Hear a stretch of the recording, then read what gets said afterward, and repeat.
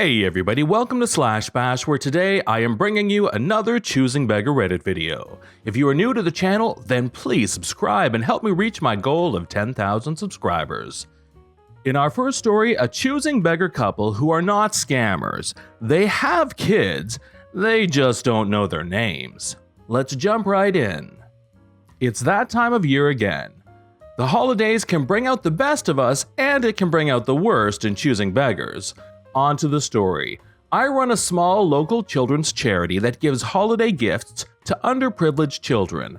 The process is a parent or guardian fills out an application and then sends it to us. Within the app are questions about the child's interests and wish lists. We have in big bold letters on the very top of the page saying we do not give out bikes or electronics, though a lot of people still put bike and a list of multiple electronics as their kids' interests, in some cases only those things. When a family of 7 applies and every kid wants a bike, Xbox, PlayStation, and DS and nothing else, we can't take them. Like I said, we are a very small charity. We are family run and nearly entirely self-funded. We cannot afford to give out electronics or bikes. On the rarest of occasions, we get a donation or find some crazy deal and give those out, but it's very rare. We also try to only do families once, but some families we take year after year. Unfortunately, we've been scammed before, but this one takes the cake. This family was a little different because they didn't apply to us directly. A large local organization we had worked with recommended us to them and them to us. We had worked so closely with the woman in this other group, we wanted to help her out and take this family she so highly recommended. We sent them the application, asking them to fill it in and send it back. Time went on and they never filled it out. We called to remind them and nothing.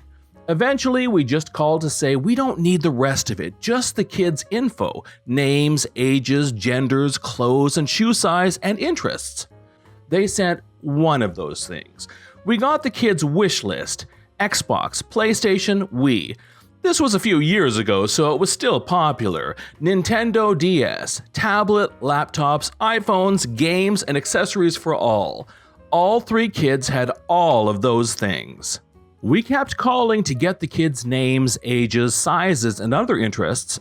After many calls, we got ages and some sizes. I called red flags from the start. These people couldn't tell us their kids' names. They took so long figuring out their ages even. Had they applied directly to us, it would have been an easy no, but because it came from such a reputable, trustworthy woman and group, we thought maybe there was another issue. Of course, we didn't get them any electronics. We couldn't even if we wanted to. We got them clothes, age-appropriate toys, shoes, winter clothes, school supplies, crafts, board games, books, boxes of gifts. Everything was wrapped and decorated. We signed the names on the gifts and say from Santa. We always laugh about how this Santa is Jewish, but because this family was never able to get their kids' names to us, we could only write age and gender. So it was to 8-year-old boy from Santa.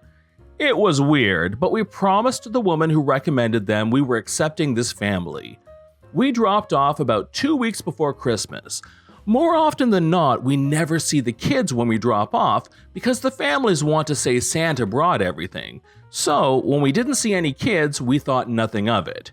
We deliver and pick up almost non-stop the 2 weeks before Christmas, so we are crazy busy. We get calls all the time to arrange pickup or drop-off. We were called by them and they left a message about the drop-off date. Didn't think about it at first, but we looked at the family and saw they had already been delivered. They call again. We answer and this is the following. I wasn't the one on the phone, but we talked about it right after and it still sticks in my head. When are you coming with the rest? I'm a little confused. I believe we already dropped off your gifts. We mean the rest. The rest of what? We brought everything when we dropped off. Again, boxes of gifts. No, none of that was what we asked for. When are you going to bring the Xbox and the PlayStation, the laptop, phones, etc.? What we brought was everything.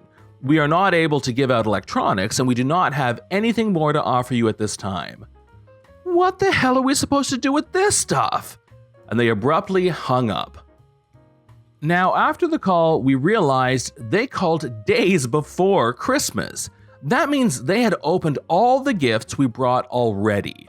The nice new clothes and toys and everything else were great gifts, but had less pawn value. We were disgusted. The number of kids who could have had a Christmas and didn't because those people chose to scam us was sick. They make you want to give up. You put in so much work, so much time, so much money into doing this, and these scammers make it feel like it's not worth it. The people we actually help do make it worth it, but people like this just ruin things. I wanted to go back and demand the stuff back. They wouldn't have given it back, and it would have been very dangerous to try. It wasn't realistic to demand the stuff back, but I still wanted to, though I admit it's not worth getting stabbed over. We did call the organization that recommended them and told them what happened and that we were sure they didn't have kids. Finally, there was some justice for these scammers. After we spoke to the large local organization, this family was dropped by them completely. Unlike us, this other group is a large government organization. They were giving this family rent money, food for 5 people, appliances, and lots of other big items. They were giving them stuff for 2 parents and 3 kids, not realizing it was only 2 adults with no kids.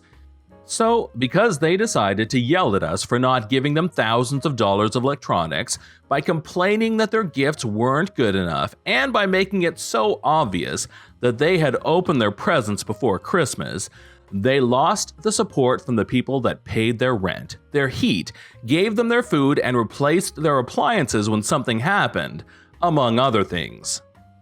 Happy holidays, everyone! In story number 2, we have a choosing beggar who has moved to the dark side of the force. Last Christmas, I worked at a gift store that predominantly sold greeting cards, but we always had a large wall dedicated to the holidays, and Christmas was one that has the most products and most elaborate setup. As well as ornaments and gifts, we also sold lighty-up tree skirts for Christmas trees. We had one that was particularly popular, so we had several in stock. One day, this guy, we'll call him Darth Douche, came in with his son, pointed at our popular space opera-themed tree skirt and said, "$199.95 is too much. I'll give you $100 cash for it." Me, a lowly clerk with no say over the corporate pricing. "The sign says $199.95, sir." "But I'm paying cash." "It's still $199.95. "Fine, I'll come back later when it's not sold and see if you change your mind." The man came back 3 separate times, apparently only when I was around because no one else saw him. Even when I was working with another coworker, they were often in the back, outside smoking or running to the bank, leaving me alone. By the 4th time, I was sick and tired of seeing him. As soon as he walked in, I said, "The tree skirt is still $199.95, sir, even if you're paying cash." "I've seen it there for 3 weeks. You should lower the price." "That's actually the 3rd one. We've had to replace it twice." "Nice try. Don't lie to me. 100 cash." I put on the best customer-pleasing smile I can muster and say, "Sir, if you're worried about spending too much money, you can take the 15 bus south to Steeles and then take the 11 west to Airport, and there's a flea market right there on the corner." The man's face goes red and he steps towards me. "Are you trying to insult me?" I'm keeping my voice steady and hoping my coworker comes back from her smoke break soon. "Heavens no, sir. I'm trying to help you." "You better watch yourself." I pick up the phone behind me and place the receiver to my ear. "Of course, sir. Now, would you like security or police to escort you and your son to your car with all your things?"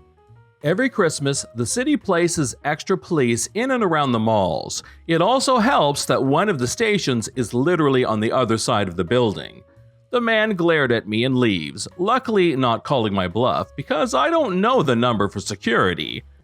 I ended up quitting that night. With being pregnant and working another job, I had no more patience for BS. This is John from /bash. Thanks for watching. If you've enjoyed the video and want to see more of them, then please hit that subscribe button. We'd love for you to drop a like and share it with your friends, and we will see you in the next one.